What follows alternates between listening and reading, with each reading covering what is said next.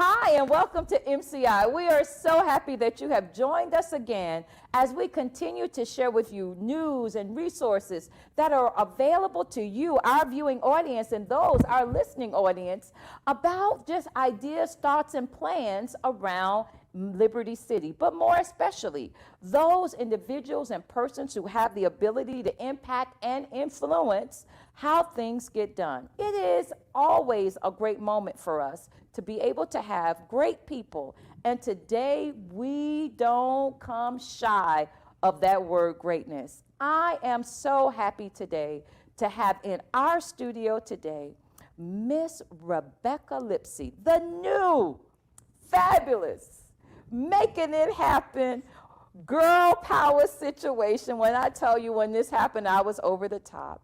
The CEO of the Miami Foundation. Welcome, Rebecca. Thank you. That's such a welcome. Absolutely, absolutely. And so we salute you. We applaud you for vision, purpose, and honey, just bringing some beauty to the Miami Foundation. Right back to you. That's so nice of you. So for our watching audience, those who don't even know who Rebecca Lipsey is, hello, Mr. Lipsey. We made sure that we got you in there. Tell us a little bit about Rebecca. Sure. I've been in Miami for 15 years. I grew up in the Northeast.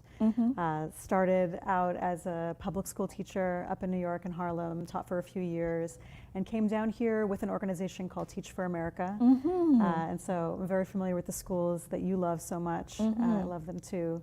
And then I served as the first teacher ever on the Florida Board of Education, first former teacher on that board, setting education policy, and launched something called Radical Partners here in Miami, focused on growing efforts to strengthen our community, and then found myself at the helm of this incredible institution, the Miami Foundation, which is how we get to connect. And it's an honor to give back to the city that I love and to be involved in helping shape what we become in our future. Well, Northeast, you lost a star, but what did we gain here in South Florida?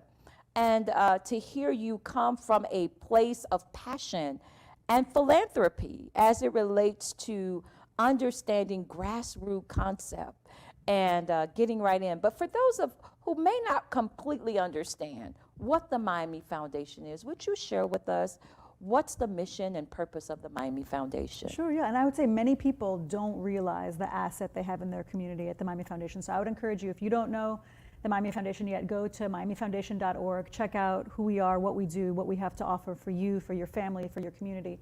So we are the community foundation for Greater Miami. And so our focus is building assets that our community can rely on forever to address whatever the most important issues are. So right now we're about at $400 million in assets. It's all philanthropy. So if you could imagine us, we're like a philanthropic bank that people invest in this institution to grow those assets over time, to always be there for the future of our community. And every year we give out grants to nonprofit organizations that are addressing issues that matter.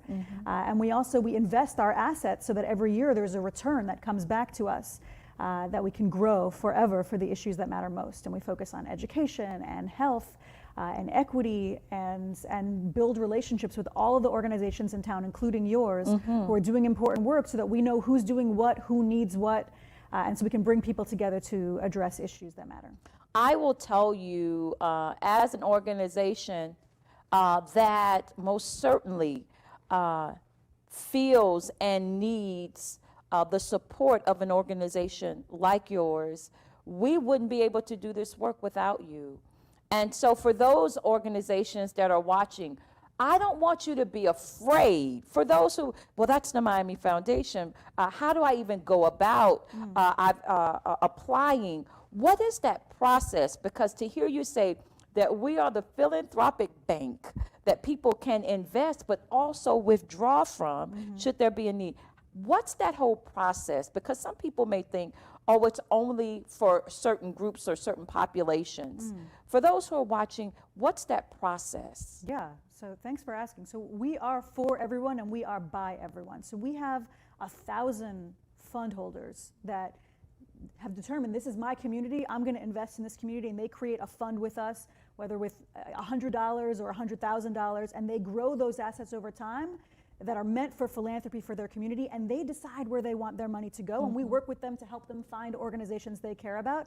And then we have assets of our own that we grow over time that we give out in grants. And so all year long, we're opening up applications for different issue areas. We have one that we're reviewing right now related to safe communities, but we have one major grant process each year called our annual community grants program that I know you're very familiar with. And we make an all call and we say, if you are a change maker, if you have a nonprofit organization doing something that matters, tell us your vision, tell us what matters now. And then we have community-based advisory groups that help to review and determine where those dollars go. And so that's our big grant process for the year, but we have smaller grant processes all year round. And we also have a racial equity fund that we launched in 2020 that's given out 4 rounds of grants just in this past year, and I know there'll be more. And so, if you go to our website and see the different initiatives that we have, if you see one that really aligns with your passion, either for giving or for receiving for the work that you do, then we want you to reach out. And so I think that speaks volumes to understanding and putting your finger on the pulse of what the needs are.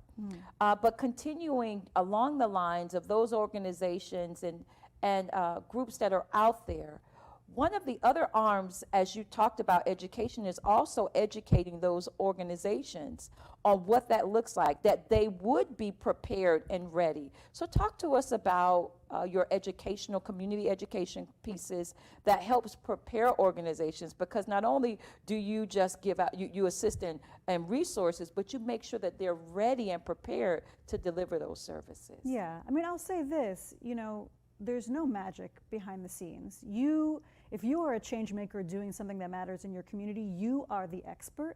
And I think in the past, people looked to those who were giving out the resources, like at the foundation, as if we had some magical knowledge about what others should be doing. We are not the ones with the power. The people who are doing the work in communities are the experts of their own lived experience and what their communities need. Right. And it is our honor to be able to give resources. And so do not be fearful or think you need some special education or special criteria in order to access that. Like, we are lucky to know you, to have access to you, and to be able to fuel your work. And so one of the things we do is when people apply who aren't familiar, we have people on our team who do one-on-one conversations. The technical assistance. Exactly. Yes. So I think this year for community grants, we had 200 one-on-one meetings with organizations who had not applied before, and our goal was to get as many new organizations and small organizations that don't have money for a grants director or a development team. They're hustling doing the work. They don't have time or resources for that. And so we want to kind of demystify the process. This should not be scary or like something that someone else has access to, but you on the ground in the community wouldn't. And so what I would say is, like, we offer technical assistance and support, but our aim is for our process to be really simple. What is your vision? What are you building? Why does it matter? How can we help you?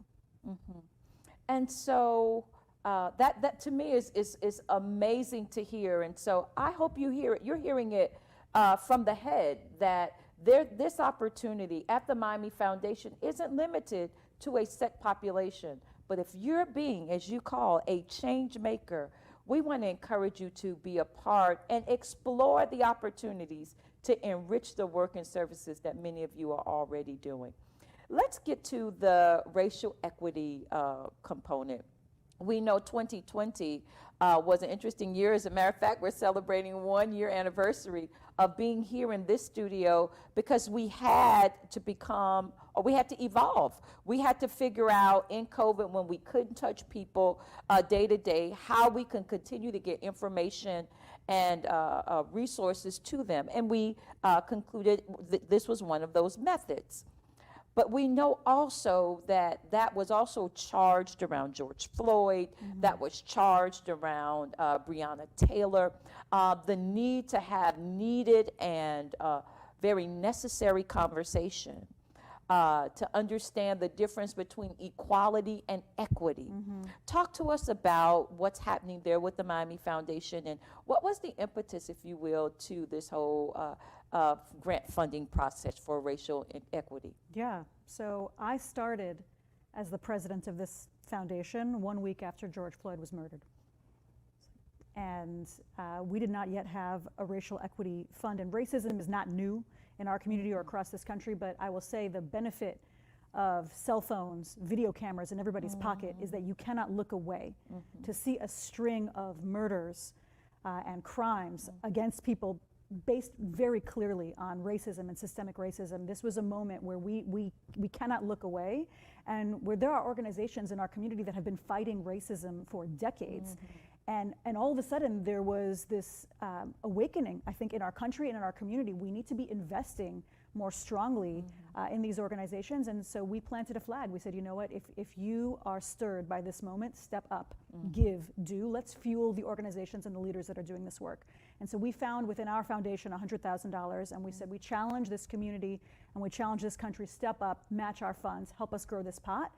We've raised at this point nearly $2 million, which I hope we will double. And we, over the course of this past year, have given out 4 rounds of grants. First to organizations that are doing the work fighting racism in a variety of forms. And then, like you said, there are change makers who don't have a nonprofit organization. So we said we need to do a round of grants for people.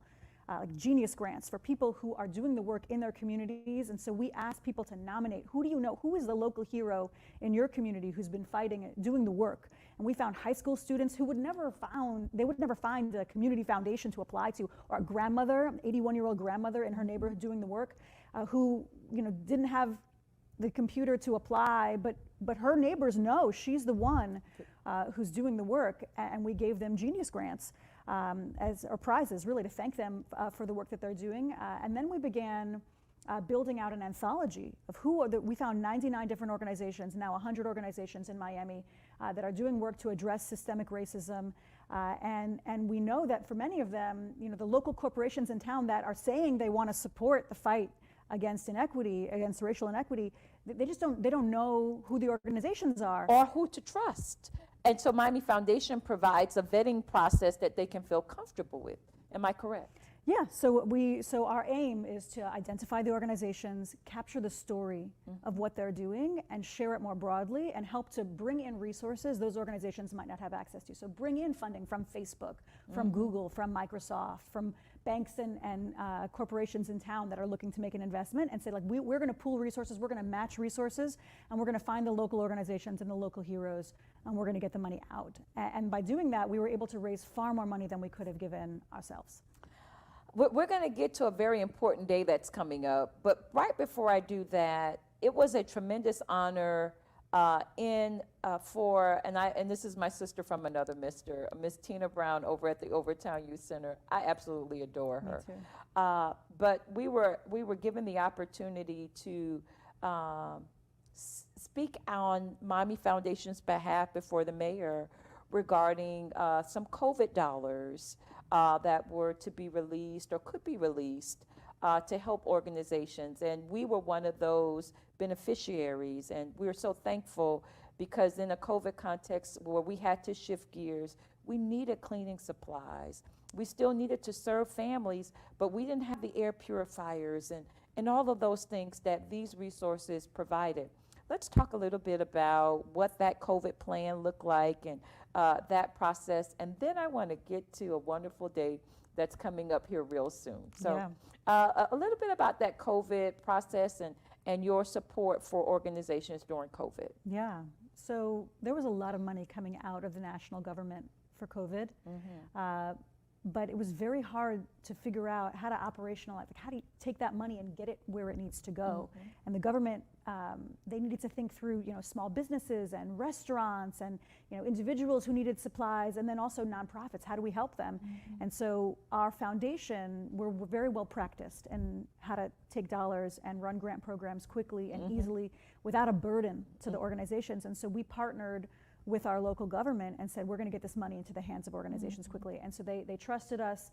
Thank you for going to speak on behalf of that, because that's what really got it through, was hearing from organizations, we need this money, help us. So thank you.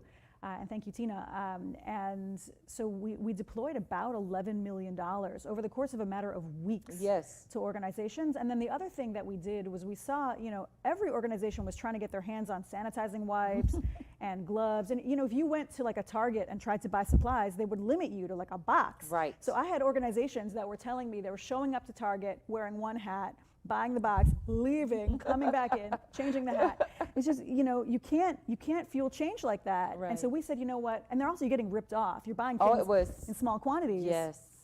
go on Amazon and you get $50 for a tiny package of the thing that you need. And we said, all of the organizations in town, this is what they're doing, they're getting ripped off.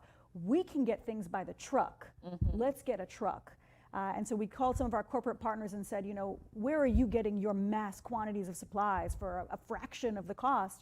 And we got a mass supply, and we started giving out to organizations. Instead of, if I donate to you $100, you get 2 little boxes of wipes, or I can get a truck full of wipes for pennies on the dollar. And so we realized in that moment, okay, part of what we do is getting money to people who need it, but sometimes it's about us using our power to get the resources themselves. Amazing. One last piece, as you sit at the helm, ensuring, as we talk about equity, those organizations that, as you talked about already, that don't have all of the resources, but ensuring in this equity lens, are there efforts or initiatives that include minority businesses, that include minority sources or in underserved communities? Yes, a lot right now. And I would say there's a lot of corporations and investments that in the past didn't really think about where the money was going. They thought about, I care about education, so I'll give out funds to education, but they didn't think about who was doing the work. And what I'm seeing now within the philanthropic space is people ask for the first time, are the voices of the people who are receiving the resources on the other side, are they represented in their leadership? So to see you in your role as someone for whom Liberty City is home, this is not like a passion project for you. No. This is your work. This is a life's mission. You believe, you breathe, and you bleed the work that you do. And I think for the first time now, I'm seeing an increased value in people leading and making sure that the voices of constituents are represented. And I am seeing that more in grant applications. They're asking, what does the demographics of your leadership looks like? And we're a woman, we can't change that. We're proud of that. And I am not ashamed of this complexion that I have. I had nothing to do with it, but I'm glad that God graced me with it. And so it doesn't make me less of a person or less capable of doing the work because I'm a woman, because I'm African American. But as you suggest, it may give me another level of passion that someone who just wants to have help because of it's just the right thing to do, but it's another thing to walk in those shoes and be that person who understands what that pain has felt like and why you need to give those resources. Yeah. Yes. So with that being said, this is the month of November. This is a chance that maybe we'll get a chance to wear a few fall-looking outfits, but it'll only be for 2 hours in Miami. Right. But in the month of November, there is an amazing thing that happens around the Miami Foundation called Give Miami Day. To those who don't know or are not sure when it's happening again, please tell us what Give Miami Day is. Sure. So this is my favorite holiday of the year. Yes. In November, and I will be pretending that it is fall weather and wearing my sweater. But I will say, this is my favorite day of the year because it is when we invite everybody in Miami to step up and give to the organizations you care about, to the causes that you care about. And so it's always the Thursday right before Thanksgiving. So right when people are getting in the holiday spirit and you're thinking about your family and your future and your not legacy. Black Friday. No. So all that money you're about to spend on Black Friday, we're gonna sneak in there right before and say, what do you care about? What's the legacy you want to leave in your community? And we invite everybody in Miami to step up and give. And we invite every nonprofit organization that is hustling to figure out how they're going to do more good work in the next year to get the general operating dollars they need to close out the year strong. And because that's really where we struggle. And being in all transparency, the direct service dollars, we can do it, the work, but that's the infrastructure. It takes people to do that work. Yes. And to have general operating resources to be able to sustain the work is so important, and that's why Give Miami Day is so important. Yes, and we know for most organizations in Miami, are small, have the resources to throw a gala or a big fundraiser at the end of the year. And so we say, you know what, as the Community Foundation, we are hosting. We are going to create a platform. It is the citywide gala for everybody. And we have over 900 organizations that are addressing every issue area from homelessness to health to education and to arts. And we create a platform, and you go on givemiamiday.org, go to givemiamiday.org. You can always Give go on Miami there. Day.org. Yes. Give Miami Day.org. And you can find all 900 organizations, find the ones Just you one, care about. it's just one called Miami Children. It's the only That's one right. on there. It's called Miami Children. No, let me stop. And you show them some love. And Yes. so, you give $25 and we match at the foundation. We get corporations that join us and philanthropists that join us to give a partial match for every gift that's given. And so the hope is to give a boost. And then the organizations, it's fun, friendly competition. You can get prizes throughout the day. And our aim is to help raise, tens of millions of dollars for the community, and to see, tens of thousands of locals stepping up and showing the organizations they care about. And so when I walked through the door, the average, I think the organization was saying, okay, let's raise about $5,000, let's stick. I said, no, we're going to double it. My first year, we were able to raise $12,000. Look at you. The second year, and that was major for us. And then that second year, we did around 12. COVID last year, I think we did right around 6 or 7. So, but we were able to also benefit from your racial equity. It was a little boost for minority-run businesses. And Doing so, that again. Yes, and so we were able to get a little bit of a boost from that, and we really appreciate it. And so, listen, Give Miami Day is coming up. We will continue to ask for your support. Miami Children's Initiative, you see what we're doing. We would love for your support, but if it's not us, any element of this community called nonprofit and these people who are doing this work, please support us. We need help. We can't do this work without you. And so again, last year you guys raised some kind of crazy I don't even know if I know how to write them many zeros. How much money did you raise from Give Miami Day? It's intimidating. We raised $18 million. In one day, they raised $18 million. You raised $18 million in a day. This was 900 organizations together raising funds for the work they do. We were just there to create the backbone. Yes. And what an amazing backbone. The coaching that we got, the templates already created, the email reminders, promote, get out and share this information. It's just an amazing support day. And so again, we want to encourage you the Thursday before Thanksgiving. We'll be putting out information. We'll come back to you to share on Give Miami Day how you can be a blessing to this community, that we can continue to do the work. So where the government falls short, nonprofit organizations, that's who we are. We're that safety net. We're that catch-all to meet the gaps of the community, and we need your help in doing that. Let me tell you something, Miss Rebecca. It has been my distinct pleasure in hosting you. I am so, again, proud of the beauty and the brains that sit at the helm of the Miami Foundation. It is good to hear your passion. I hope our community has heard that. Any last comments, any information, if someone wanted to contact your organization, how would they do that? Sure. So, my last thought is that this is our city. And so if you're tuning in, clearly you care about your community. This is ours to shape. And I think what is so beautiful about living in a city like Miami, we are a city of people who fled here, who build here, and it's alive right now. And so if you have aspirations for the future of this place, build that, step up, give to the causes you care about, and know that we're here to support you. And if you want to get involved, check out our website. You can go see givemiamiday.org, but you can also visit the Miami Foundation's website. And all the email addresses for all of our team are up there, and we'd love to hear from you. We'd love to be involved with you. And just, it's an honor to sit with you and to know more about the work that you do, and just really mutual respect. Thank you. Well, again, thank you for joining us and watching us here today. We'll see you next month.